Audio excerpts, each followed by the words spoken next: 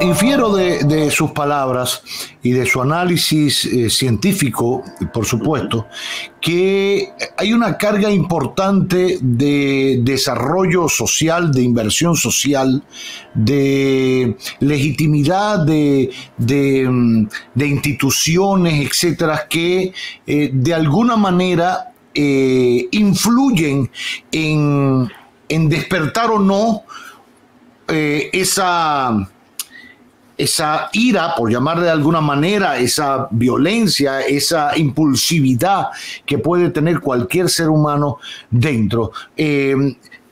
Trabajar en eso desde la perspectiva social y desde la perspectiva del Estado es solo para prevenir que eso no aflore, como bien usted decía, en el caso de la referencia de la madre con el hijo. Esto lo vamos a hacer luego y lo que está es calmando un deseo que está o una impulsividad que están haciendo. Pero al final el Estado perfecto no existe.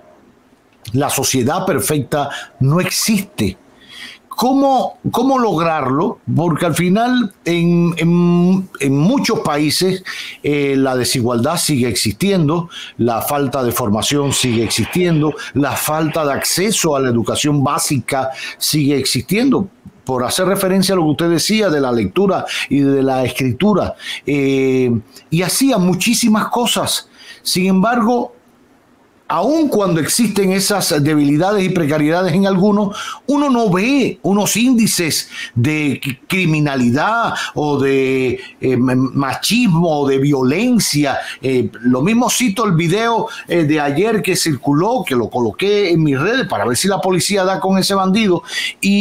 Pero hablo del caso del joven comunicador que agredió a una persona sin ton ni son, le agredió, porque hay que decir la verdad, como se ha contado, lo agredió, lo abofeteó, etcétera, etcétera, y el otro no pudo contener eso, o porque no lo tenía formado, o porque se formó como militar. Siempre he dicho que los militares están formados para matar, esa es su función, y por eso siempre he estado en contra de esa patrullaje mixto, policía y militares, porque los policías tienen una función. No tienen civil. Un manejo con el civil, exacto, el manejo con el civil no lo tiene. Y el hombre buscó una pistola y le cayó atrás y lo mató.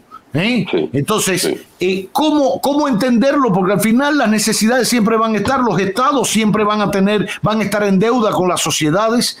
Sin embargo, aún con esa deuda y con esas precariedades, a veces, a propósito de lo que usted decía ahorita, de la formación, el violinista quizás no se va a levantar y va a salir a darle con un martillo al parabrisas atrás del carro porque lo rayó.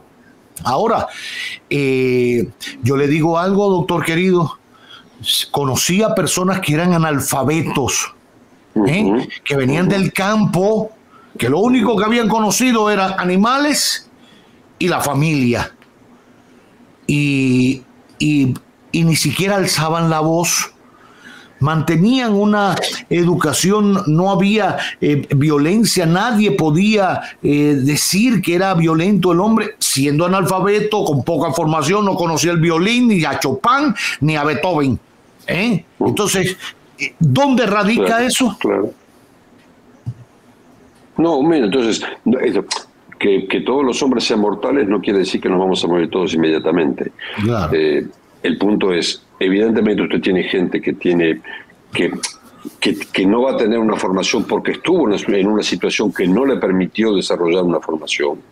Y usted tiene la gente que es analfabeta a pesar de haber tenido todas las escuelas a disposición, a pesar de haber tenido todo. Lo que estamos hablando es de gente muy particular que en algunos casos desarrolla algunos síntomas, pero no es que necesariamente es únicamente el hecho de aprender a leer y escribir o lo que fuese como formación o el violín que va a condicionar que la gente no sea violenta. La gran mayor parte de la gente, simplemente por tener una madre que lo hace sobrevivir, que lo hace crecer y tener una familia alrededor, al contrario, desarrolla cualidades excelentes. Y usted tiene en este país hombres que andan con machetes por todos lados, que son pero excelentemente afables, que son totalmente, terriblemente dóciles y muy educados.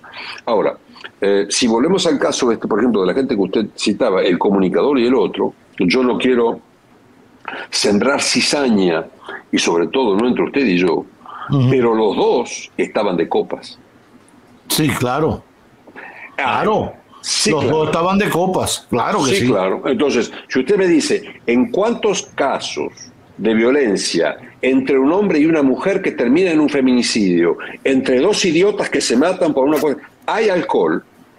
¿En cuántos casos de lo que casi el 100%?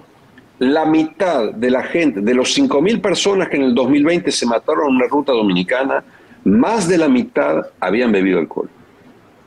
Entonces, si usted me pregunta, yo le digo, la distribución de productos psicoactivos de manera general, pensando que no pasa nada en la población, me parece que se está terminando, porque los números empiezan a costar tan caro que ya aún los gobiernos como el francés están volviendo para atrás y están diciendo, dejemos de decir pavadas, porque realmente es peligroso. Pero esos dos tipos se mataron porque estaban alcoholizados, ni más ni menos. Wow. Qué doloroso eso. Claro, y no es uno, estamos hablando de centenas de personas. Entonces, ahora, usted me dice, ¿el alcohol es todo? No, usted puede tener un animal, un imbécil como ese que le estaba pegando a esa mujer, que habría que buscarlo y que lo agarremos entre un par para explicarle, ¿entiende? Y ahí dejar todos los violines de lado y hablar de otra manera con un tipo que se puede comportar de esa manera. Pero por fuera de eso, la cantidad de veces realmente que distintos productos psicotrópicos o el desequilibrio, y no estoy hablando únicamente, no es solamente el alcohol, yo le digo, simplemente los somníferos. Usted toma, y fíjese, Francia, que es un país muy educadito y todo lo que usted dice, esa gente tiene tantos feminicidios como este país. Sí. No es que tienen menos, tienen una frecuencia tal vez más alta que la que tenemos aquí. Entonces, no es simplemente la educación que hace todo, pero el hecho de tener, sin lugar a dudas, una difusión de psicotrópicos, eso es un elemento que está influyendo en bien y en mal, o en las dos cosas, de manera muy fuerte. Después está todo lo demás, está el tema de poder tratar correctamente a la gente que tiene disfuncionalidades, está el tema, en la Argentina son muy machitos también, pero en cuanto empezó a costar carísimo hacer una tontería en la vía pública, no sabe lo inglesito que se pusieron los tipos, pero había que agarrarlo y apretarlo y hacerlos pagar. Entonces, son varias cosas a la vez seguramente que juegan, pero esas también. Qué bien. Doctor, gracias por acompañarnos. Gracias, doctor. Una vez más. Mario Sánchez, acompañándonos en este magazine que no tiene nombre.